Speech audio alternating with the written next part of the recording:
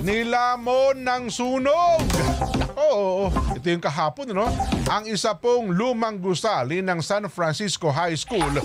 Bago, kahapon po ito eh. Ngayon pagbubukas ng klase, naku, pupunta ng estudyante, ay sunog ang school namin. Ayaw.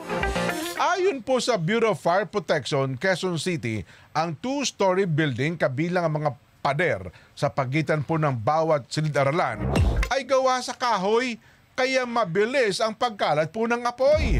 Sinabi ng Quezon City Fire District Operations Chief Inspector Marvin Mari na nag-under control ng alas 11:30 ang alas 11:30 ang sunod. Sunog! Ayun! At diniklarang fire out bandang mag-aalas 12 ng tanghali. Umabot daw po sa 24 na fire trucks ang rumisponde. Wala namang naitalang nasawi yung sugatan sa insidente.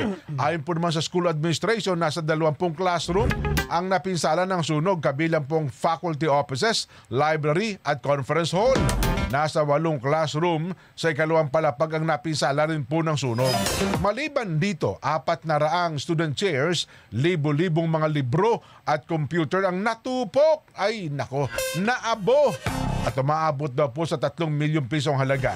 Tiniyak naman ng DepEd na ang mga pasilidad na nasira ng sunog ay nasa ilalim ng Quick Response Fund nito. Nako, saan papasok ngayon mga bata, no ha?